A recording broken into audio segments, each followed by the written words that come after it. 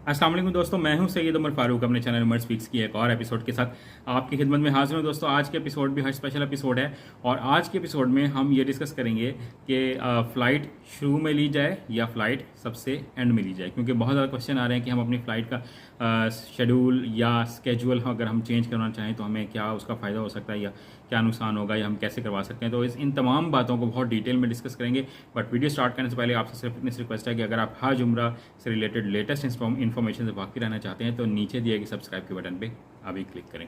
ये तो दोस्तों अल्लाह ताला से सबसे दुआ है कि जो लोग भी 2024 में हज या उम्रे की नीयत रखते हैं तो अल्लाह ताला उनको एक मकबूल हज और उम्रे की सादत नसीब फरमाए, आमीन के साथ आज की वीडियो का आगाज़ कर लेते हैं। सबसे पहले मैं आपके एक क्वेश्चन का आंसर देना चाहता हूँ कि गवर्नमेंट ने अपनी वेबसाइट पे, अपने फेसबुक पेज पे, अपने ट्विटर अकाउंट पे, अपने यूट्यूब चैनल पे, तमाम जगहों पे ये ऐलान किया था कि 31 मार्च या 30 या 31 मार्च को हम हज फ्लाइट शेड्यूल का ऐलान कर देंगे। But due to any reason, कोई भी वजह हो सकती है, उन्होंने ये फ़्लाइट शेड्यूल का ऐलान नहीं किया है और अभी तक कोई और डेट गवर्नमेंट नहीं बताई। बहुत से लोग ये कह रहे थे कि आपने कहा 31 मार्च को हो जाएगा और उसके बाद हज का फ़्लाइट शेड्यूल का ऐलान नहीं हुआ तो आपने गलत खबर दी।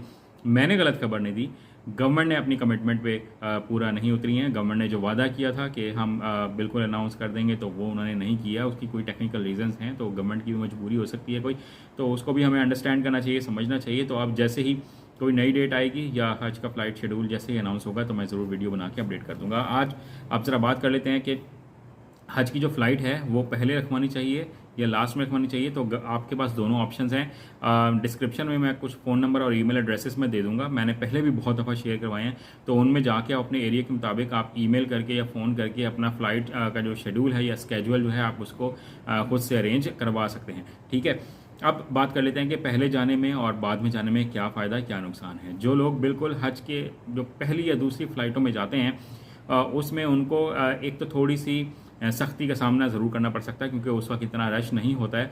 तो उनकी जो चेकिंग है और जो बोर्डिंग है और ये तमाम चीज़ें जो हैं वो काफ़ी सख्त मराहिल भी हो सकते हैं कि जैसे सर्टिफिकेट्स वगैरह बहुत ज़्यादा चेक करते हैं।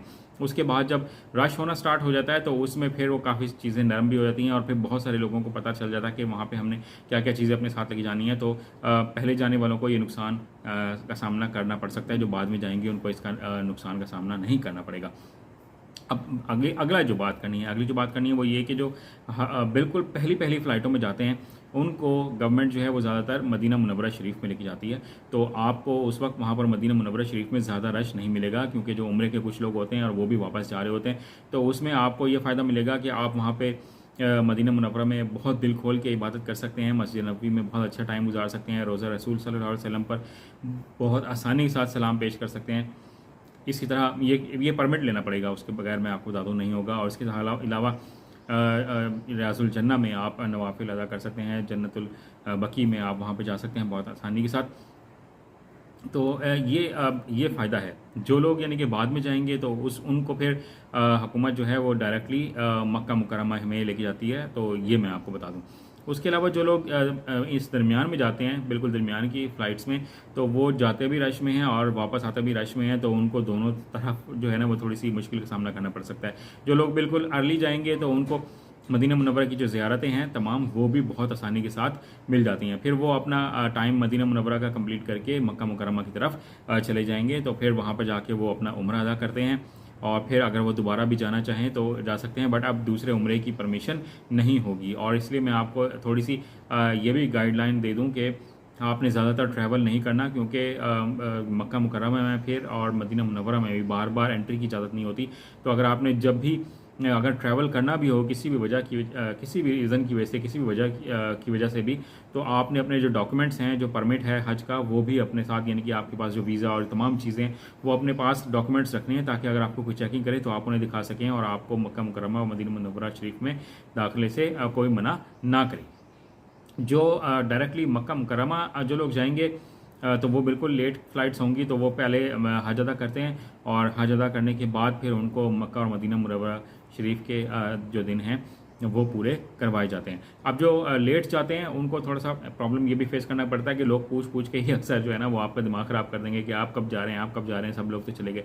तो वो जब मक्का मुकर्रमा में जाएंगे और लेट जाएंगे, उसके बाद हज अदा कर लेंगे, तो उसके बाद जो उनके दिन हैं वो बहुत आसान होंगे, क्योंकि रश कम होना शुरू हो जाएगा और आप वहाँ पर बहुत दिल खोल कर इबादत कर सकते हैं और बिल्कुल आपको आसानी के साथ तमाम जो आपका टाइम है वो बहुत अच्छा गुजरेगा।